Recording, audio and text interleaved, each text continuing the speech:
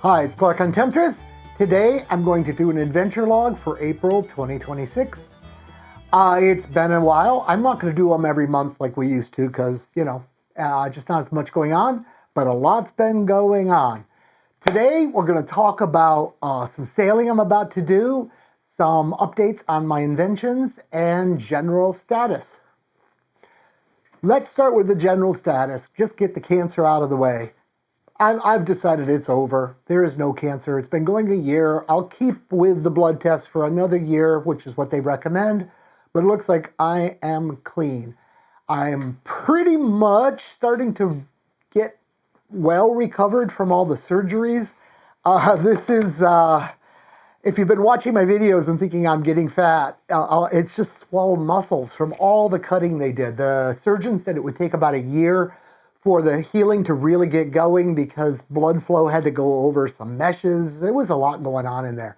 Anyway, I'm markedly better now. I went racing a few weeks ago, about 3 weeks ago, and it was tough. It was a really high wind day in very shallow water, so lots of waves. And I was useful for a good 3/4 of the race. In the last quarter, I kind of just had to hold on because it got me. But that exercise, probably tearing some adhesions, really helped because I got markedly better after that. And that's great because I'm going to do another race. That first race was around Tampa Bay. I think it was the Helly Hansen series. Nice thing about sailing on other people's boats, you don't have to worry about the details. I just got on the boat and tried to make it go fast. This one's a big race. This upcoming race is the St. Pete. I don't know what the actual name of the race, but it's the one that goes from St. Pete to Isla Mujeres. So I'm going to race on the boat for several days in the ocean to get to Isla Mujeres. And then we're going to hang out there for about a week, I think. I think the boat is going to continue south to Grenada up the Rio Dulce River, but I'll fly back from there. I'm pretty excited, I haven't actually ever done a long ocean race. Won't be much different because when I sail Temptress, I always push her hard all the time. I think she likes it and I think it's more comfortable. A lot of people cut back, but that's also why I just blow by them. So we're going to sail fast for 4 days and hopefully get there ahead of the fleet. It's a big boat, and that'll make it more comfortable for me. It is, what is it? It's a little harbor. It's a big little harbor. It's beautiful. It's owned by one of my viewers who has bought the BankManager, and we got to know each other, while helping with the install and stuff. And he's one of these guys that is at the Dream Believer tier of Patreon. So he, has been able to just call me up and ask questions whenever he wanted to. And anyway, we like each other and we decided, hey, let's race. Since I mentioned BankManager, let me talk a little about what's been going on there. There's some exciting stuff happening and just some bad news. Somebody sent me an article from Practical Sailor where the BankManager was mentioned. And I thought, well, great, that'll be nice. And I read the article. It's obvious the guy who wrote the article doesn't have a clue about what the BankManager is. He described it as being terrible and basically dangerous. And what he's describing is this product that they sell in England. I used to be involved with the guy that developed it, and I just cut ties because I thought all the same thing, that his product is not a good product. But they described that and talked about my product by name, which is, it's criminal. It's slander, right? It was obvious the author of that article, and I used to really like Practical Sailor, but if they're not checking on their writers, this is ridiculous. It's very obvious. He has no clue what the product is, and I got over 1,000 people out there using them and liking them. A lot of the early adopters were really technical engineer type guys, and they put it on their benches and tested it out, and they're happy with it. So this is my defense, I guess. Yeah, he doesn't know what he's talking about. But what can you do in this world, right? But there's good stuff happening. Let me just back up real quick. In my career, When that subprime lending crash happened, I could foresee it was going to happen. I figured it was going to happen about 2 years before it happened. So I kind of got my act together and I sailed back from the Eastern Caribbean back to the United States. And I had this great plan that I was going to buy some like crazy expensive house on the water, park my boat at its dock. This was my dream. Just live on my boat because I like living on my boat, and then rent out the big house. And then when the market came back up, then I would sell the house at a great profit. Well, I was thinking I was all smart and everything when I saw the actual crash happen. And then it's like, oh God, I didn't think about the fact it would take the stock market with it. So I kind of would have lost a lot of money if I sold the stock. So I didn't do that plan. But I did another plan that was just as good. I met some people at a party and they really liked talking to me and they really wanted to hire me. So I took a job for 2.5 years. I stopped cruising for 2.5 years and I developed some military stuff. And I took basically every penny and put it right into the stock market, buying those bargains at the time. So it helped a lot. And you know, it's fun to make the right move. Okay, why I mention all this is while I was there, I met this guy, Howard. Howard is the best electrical engineer I've ever met in my life. He does things that, I mean, I can design a circuit board, but he designs circuit boards that run at such high frequencies that the wires are more antennas than they are anything else. And oh God, yeah, he just loses me. I've helped him design the boards in theory before, but the actual implementation, he's like a god at that level. He's my age, and he's kind of tired of working. He's been working actually in his house probably since COVID on multiple projects, real high-end projects where they need a true expert. We were talking over Thanksgiving. Yeah, they invited me to Thanksgiving at their house, and I said, if you want to do this project with me, it's so under your abilities, but if you want to do the hardware end of it, and he's like, yeah, I want to work with you again. So that made me feel good. He's working on this project, Jack. So what it is, after all that, is a new BMS. I know the world has a lot of BMSs, but we're going to do this BMS that is going to be so much better. Many of the high-end BMS companies have attempted to make the battery cells stop charging when they get fully charged. And fully charged, if you've watched my other videos, is not voltage dependent. And they all, bar none, all of them have failed and pulled it back. Epoch was the first one, and you can see these old pages where people discovered and videos about Epoch's batteries are unchargeable and they're a mess. It's because they tried to solve this problem. Well, I've solved this problem. The BankManager here has an algorithm in it that absolutely works. And it's been tested on hundreds of different batteries from different manufacturers, and it always works. It's very complicated, but it works, and I've got it. So that's one problem BMSs have that would make them perfect. Another problem is they don't balance the cells very well.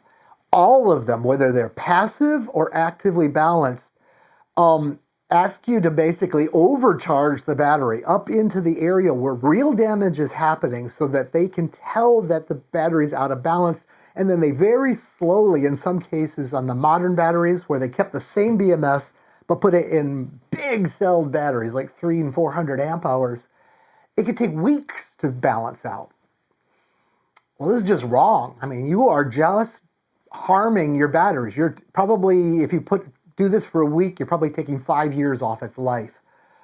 I don't know the real numbers, but it's certainly not good. And there's a lot of studies, academic papers on don't overcharge these. It shortens their life.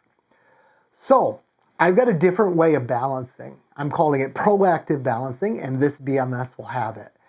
And because of the proactive balancing, if a battery company used my BMS and did a tiny extra step, just basically charge it all the way up and then discharge it halfway down again for shipping, that BankManager, of course, it's alive all the time running off that battery, while it's in shipping, while it's sitting on a pallet, while it's on the ship, while it's in the Amazon warehouse, is slowly balancing those cells so that by the time you get it, it should be pretty much balanced.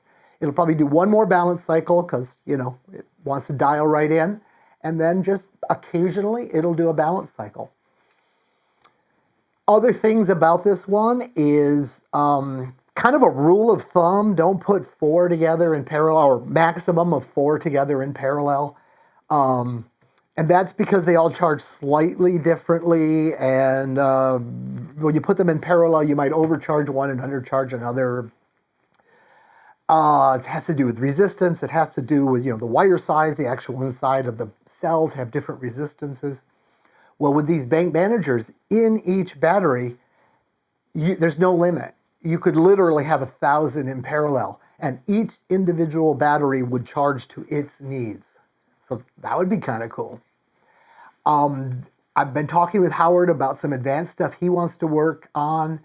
It's going to have a form of communication, and if we get this right, this part, everything else is kind of proven, but this part, Howard swears is proven, and I trust him.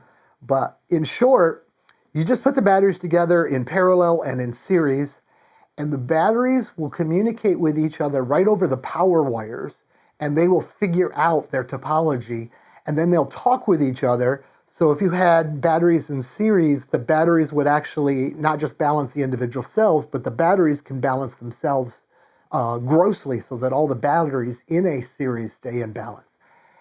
Automatically, nothing to set up, it'll just happen. So if all this works out and I finish the project and make it available and find a battery company that puts it in inexpensive Chinese batteries, I'm talking to 2 different battery companies right now,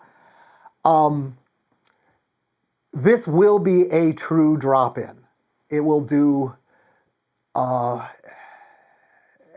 everything that you could want it to do that I can imagine.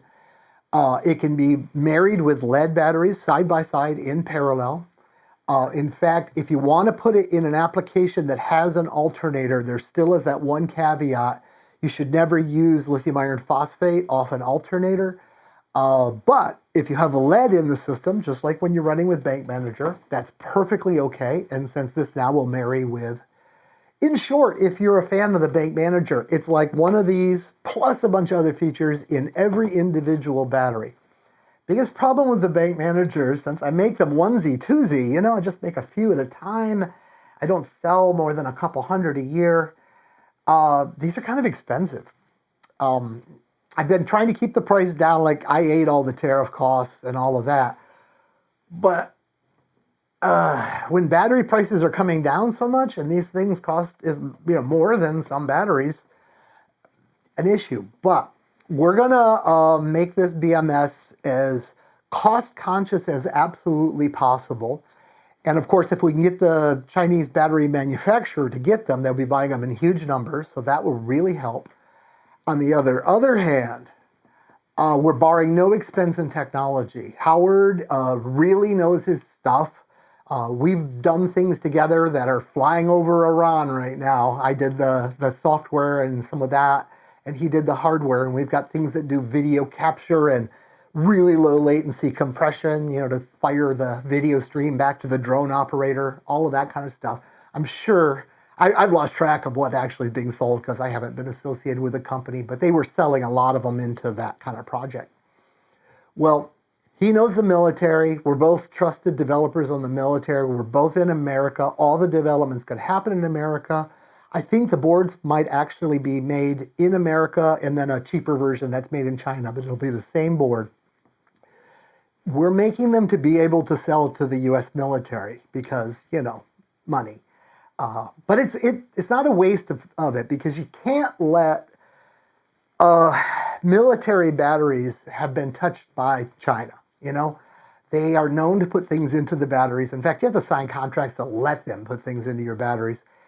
And like if you put them in a whole bunch of tanks and then, something really bad happened and China turned off all your tanks, well, not a good day. So the military needs these things to be secure, and we're both that kind of engineer. So us working with them, that'll be okay.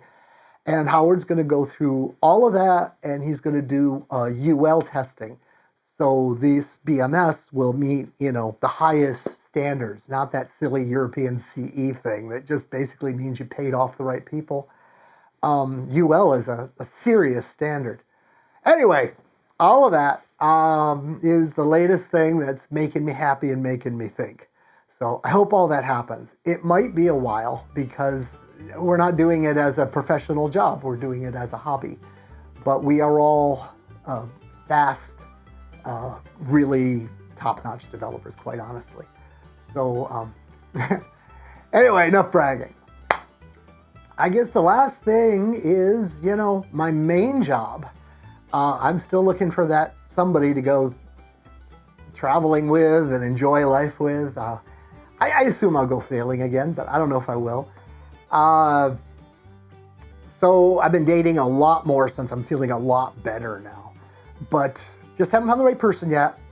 If you know anybody who is adventurous and somewhat slender and bright, please introduce me.